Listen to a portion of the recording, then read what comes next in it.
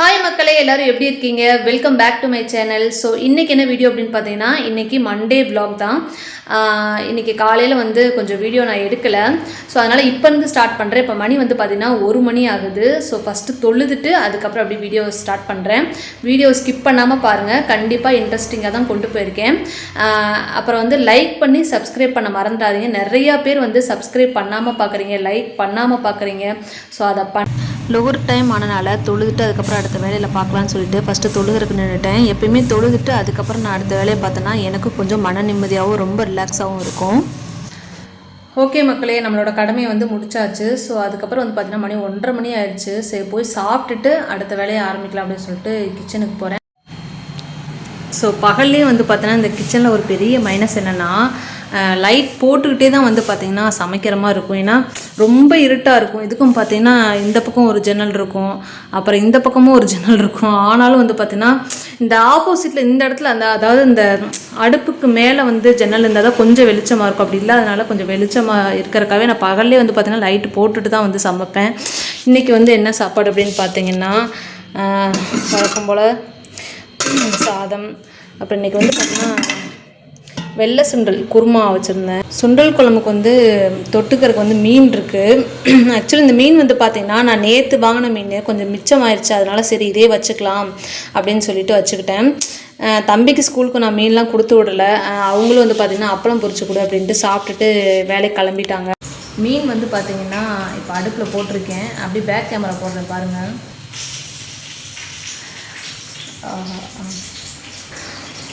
தெரியும்னு நினைக்கிறேன். இப்போ இந்த வீடியோவில் ஒரு சின்ன ஒரு விஷயத்தை உங்களுக்கு நான் சொல்லணுன்ற ஆசைப்பட்டேன். என்னை பற்றின சொல்கிறேன். நான் ஒரு காலத்தில் இந்த சாப்பாட்டுக்கு இந்த தொட்டுக்க இல்லைன்னா சாப்பிட மாட்டேன் அப்படின்னு இருந்த ஒரு பர்சன் தான். இப்போ ரசம் வைக்கிறான்னு வச்சுக்கோங்களேன், உருளைக்கிழங்கு இல்லைன்னா சாப்பிடவே மாட்டேன். சாம்பார் இருக்கு அப்படின்னா முட்டை இல்லாமல் சாப்பிடவே மாட்டேன். இப்படி ரொம்ப அதாவது இந்த சாப்பாடுக்கு இது இருந்தால் தான் சாப்பிடுவேன், இல்லைன்னா சாப்பிடவே மாட்டேன் அப்படிலாம் இருந்திருக்கேன். பட் ஒரு ஸ்டேஜுக்கு அப்புறம் நம்மளை வந்து லைஃப் வந்து நம்ம செதுக்கி கொண்டுட்டு போகும். அந்த பாதையில் நான் தேர்ந்தெடுக்க மாட்டேன், நான் அப்படிலாம் போக மாட்டேன் அப்படின்னு இருந்தேன்னு வச்சுக்கோங்களேன், அது ரொம்ப இன்னுமே நம்மளை வந்து பேடாக வந்து ஒரு இடத்துல கொண்டு போய் வச்சிடும்.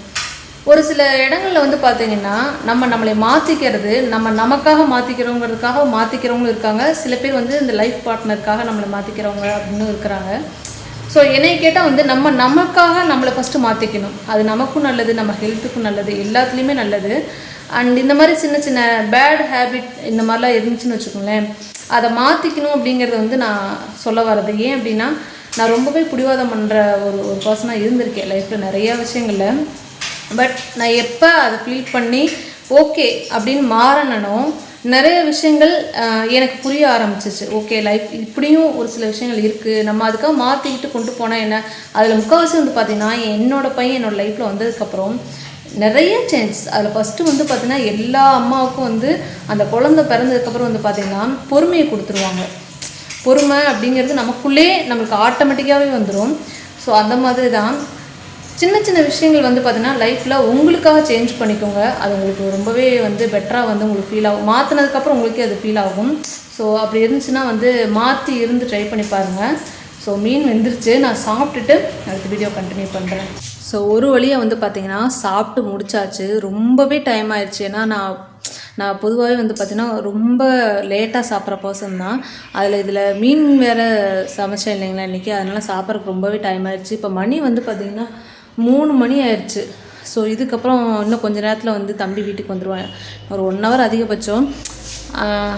அதுக்குள்ளே வந்து பார்த்திங்கன்னா எனக்கு சின்ன வேலை இருக்குது. அது என்ன வேலை நான் காட்டுறேன் பாருங்கள். தெரியுதுன்னு நினைக்கிறேன் உங்களுக்கு. இது வந்து ஐஸ்கிரீம் நினச்சிக்காதீங்க. இது வந்து இந்த பால் ஆடை இருக்குது இல்லையா, அதான் எடுத்து வச்சுருக்கேன். இன்றைக்கி வெண்ணெய் எடுத்து நெய்யை உரிக்கிடலாம். ஏன்னா நான் இந்த டப்பாக்கு மேலே சேர விட மாட்டேன். இதுவே வந்து எடுக்கிற 1 ஹவர் கிட்ட ஆயிரும். ஸோ அதனால் எடுத்து வச்சுருக்கேன். ஸோ ஐஸ் வந்து பார்த்திங்கன்னா ஐஸ் தண்ணி, ஐஸ் வாட்டர் எல்லாமே எடுத்து வச்சுருக்கேன். இவ்வளோ ஐஸ் வாட்டர் இவ்வளோ ஐஸும் தேவையா அப்படின்னு எதுக்கு சொல்கிறேன், இவ்வளோ இதுக்கு தேவை இருக்குது ஏன்னு சொல்கிறேன். ஸோ இவ்வளோ பெரிய பேஷனும் எடுத்து வச்சுருக்கேன். இது ஏன் வந்து இவ்வளோ ஐஸும் தண்ணி எடுத்து வச்சுருக்கேன்னு பார்த்தீங்கன்னா, இது வந்து வெயில் காலம்.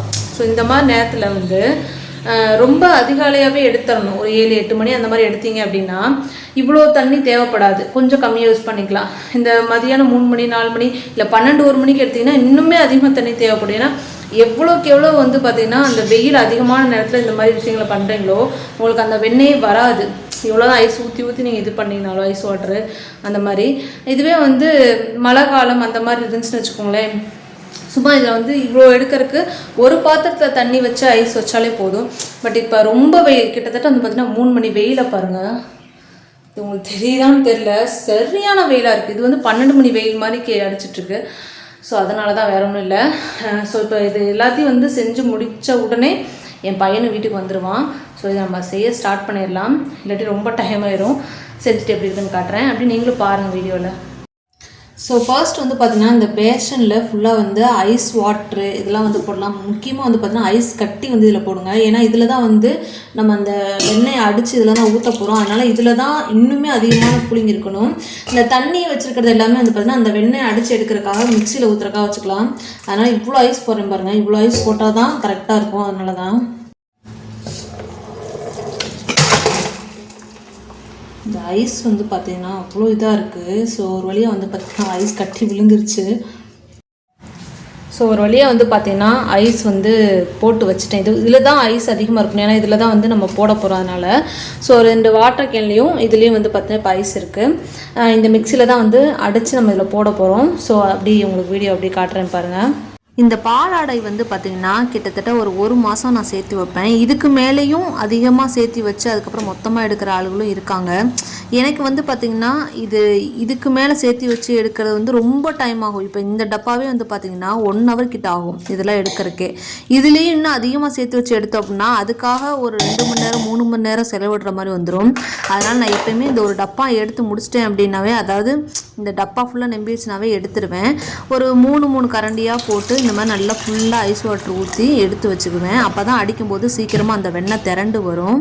மிக்ஸி ஓட்டும்போது டைரெக்டாக வாய்ஸ் கொடுக்க முடியாது, அதனால தான் இப்போ உட்காந்து வாய்ஸ் கொடுத்து நான் போட்டுட்ருக்கேன். இங்கே பாருங்கள் எவ்வளோ அழகாக வந்து அந்த வெண்ணெய் திரண்டு வந்திருக்கு பாருங்கள். ஏன்னா அவ்வளோ வந்து தண்ணி கூலிங்காக இருக்கணும். வெயில் காலத்தில் எடுக்கிறது முக்கியம் இல்லை, தண்ணி அவ்வளோ ஐஸாக இருந்தால் தான் இப்படி வந்து வெண்ணெய் திரண்டு வரும். ஸோ இதுக்கப்புறம் அந்த வெண்ணெய் எடுத்து நம்ம அந்த ஐஸ் வாட்டரில் போட்டுக்கலாம். ஒவ்வொரு தடவையும் இந்த மாதிரி மிக்சியில் அடித்து அதுக்கப்புறம் அந்த வெண்ணெய் எடுத்து போடும்போது நீங்கள் ஐஸ் வாட்டரில் உங்கள் கையை நல்லா டிப் பண்ணிவிட்டு அதுக்கப்புறம் இந்த மாதிரி உருண்டை பிடிச்சி அந்த ஐஸ் வாட்டரில் போடுங்க. ஏன்னா நம்மளோட கையுடைய ஹீட்டுக்கு கூட சீக்கிரமாக அந்த வெண்ணெய் வந்து மெல்ட் ஆக ஆரம்பிச்சிடும். அதனால் ஒவ்வொரு தடவையும் இந்த மாதிரி நீங்கள் உருண்டை பிடிச்சி அதில் போடும்போதும் உங்கள் கையை வந்து ஐஸ் வாட்டரில் நல்லா வந்து டிப் பண்ணிவிட்டு அதுக்கப்புறமா வந்து இந்த மாதிரி வெண்ணெய் பிடிச்சி போட்டிங்கன்னா இந்த மாதிரி நல்லா பந்து மாதிரிக்கு அந்த ஐஸ் வாட்டரில் போய் இருக்கும். ஒருவேளை நீங்கள் போடும்போது அந்த வெண்ணெய் வந்து பார்த்தீங்கன்னா கரைய ஆரம்பிச்சிருச்சு அப்படின்னா உங்களுக்கு வந்து அந்த கூலிங் பத்தலைன்னு அர்த்தம். அப்போ மேலும் நீங்கள் வந்து ஐஸ் கட்டி போடுற மாதிரி இருக்கும்.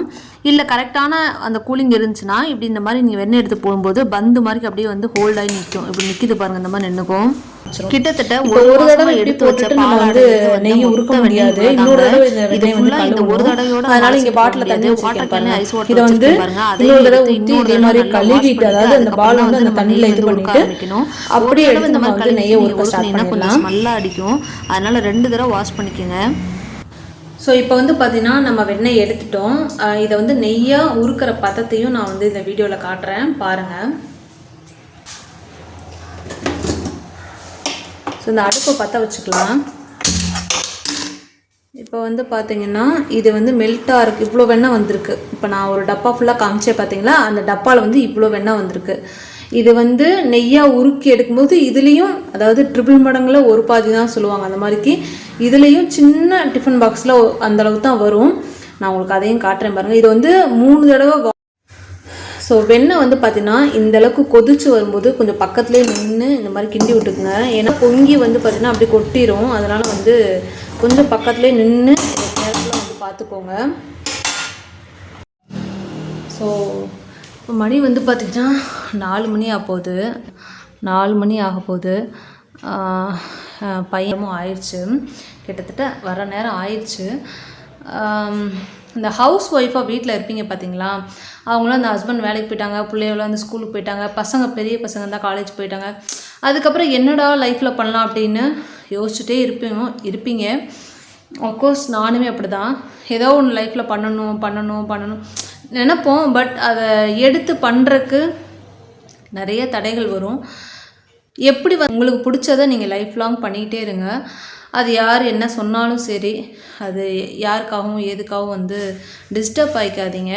உங்களுக்கு அது பிடிச்சிருக்கு, அதை கரெக்டான வழியில் தான் நீங்கள் கொண்டுட்டு போகிறீங்க அப்படிங்கும்போது அது யாருக்காகவும் பயந்து எதுவும் இல்லை. உங்களுக்கு பிடிச்சிருக்கா, நீங்கள் அந்த விஷயத்தில் உங்களுக்கு நீங்கள் ஹானஸ்ட்டாக இருக்கீங்களா, அதை பண்ணுங்கள். ஏன்னா சில பேர் வந்து பார்த்திங்கன்னா இந்த மாதிரி அவங்களுக்கு ஹவுஸ் ஒய்ஃபாக வீட்டில் இருக்காங்கன்னா எல்லா வேலையும் சீக்கிரம் முடிஞ்சிடும். உண்மையே சொல்லப்போனால் அதான், ஒவ்வொரு நாள் ஒவ்வொரு வேலை எக்ஸ்ட்ரா வரும். இன்றைக்கி மாவாட்டுறோம், இன்றைக்கி மாவாட்டிட்டோம் அப்படின்னா அப்புறம் ஒரு வாரத்துக்கு மாவாட்டுற வேலையே இருக்காது. ஸோ இந்த மாதிரிக்கு வெண்ணெய் எடுக்கிற வேலைலாம் வந்து மாதத்தில் ஒரு நாள் வர வேலை தான். இந்த மாதிரி எக்ஸ்ட்ரா வேலைலாம் வந்து பார்த்திங்கன்னா அப்பப்போ தான் வரும். இப்போ நாளைக்குன்னு பார்த்தீங்கன்னா எனக்குமே பேச எந்த வேலையும் இல்லை, ஆனால் நாளைக்கு என்ன வேலை பண்ணணுன்னு இருக்கோ அது வந்துட்டு தான் இருக்கும்.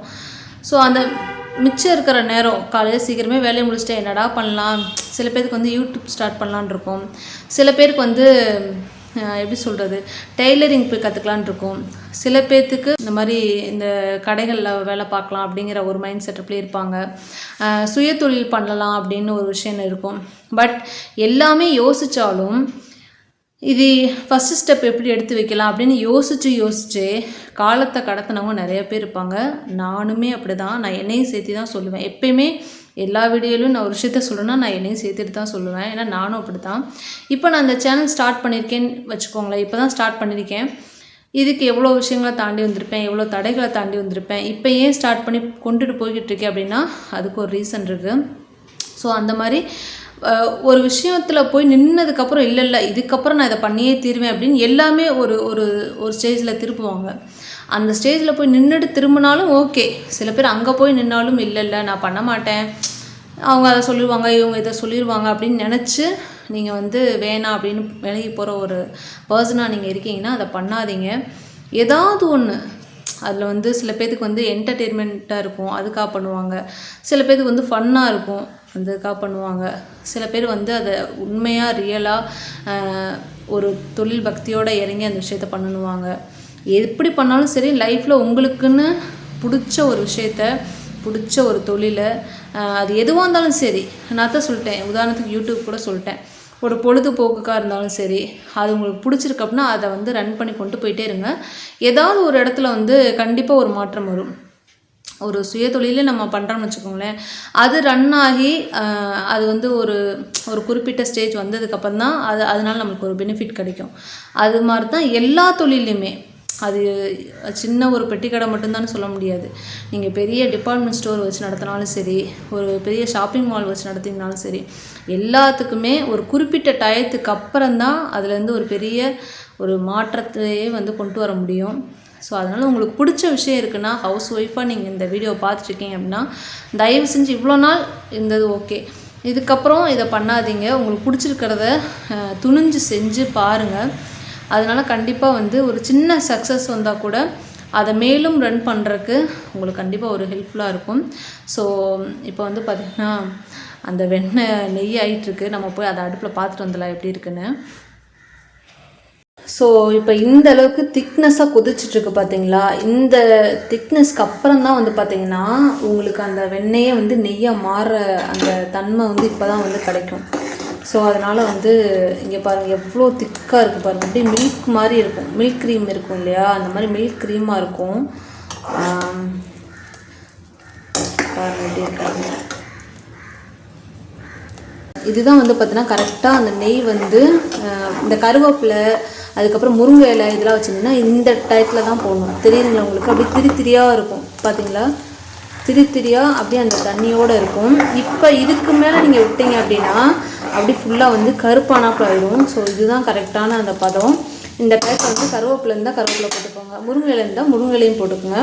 இது போட்டுட்டு அதுக்கப்புறம் நல்லா அந்த மாதிரி நல்லா கிண்டிடுங்க. அடுப்பு ஆஃப் பண்ணிடலாம், அவ்வளோதான். ஓகே மக்களே, இந்த வீடியோ வந்து நான் இதோட முடிச்சுக்கலான்னு இருக்கேன். நெக்ஸ்ட் வீடியோவில் உங்களை மீட் பண்ணுறேன். நிறைய பேர் வந்து என்னோடய வீடியோ வந்து பார்க்குறீங்க, பட் லைக்கோ சப்ஸ்கிரைபோ பண்ண மாட்டேங்கிறீங்க. So please like and subscribe பண்ணிவிட்டு பாருங்கள். இந்த வீடியோவில் வந்து உங்களுக்கு ஏதாவது என்கிட்ட சொல்லணும்னு நினச்சா கண்டிப்பாக கமெண்ட்டில் சொல்லுங்கள், நான் கண்டிப்பாக வந்து கமெண்ட்டை செக் பண்ணுறேன். இன்னொரு இன்ட்ரெஸ்டிங்கான வீடியோவில் வந்து உங்களை கண்டிப்பாக நான் மீட் பண்ணுறேன். ஏன் அப்படின்னா தம்பி வர நேரம் ஆயிடுச்சு, அவனுக்கு சாப்பாடு கொடுக்கணும், எக்ஸாம் வரனால அவனுக்கு சொல்லிக் கொடுக்கணும். ஸோ இந்த ஒரு 10 days எக்ஸாம் முடிகிற வரைக்கும் என்னால் வந்து மார்னிங் டு ஈவினிங் தான் வந்து அந்த ஃபுல் டே விலாகே போட முடியும். ஃபுல் டே ரொட்டீன் அப்படிங்கிறது வந்து எக்ஸாம் முடிச்சதுக்கப்புறம் நான் கண்டிப்பாக அப்லோட் பண்ணுறேன். நெக்ஸ்ட் வீடியோவில் உங்களை கண்டிப்பாக நான் மீட் பண்ணுறேன். பாய்.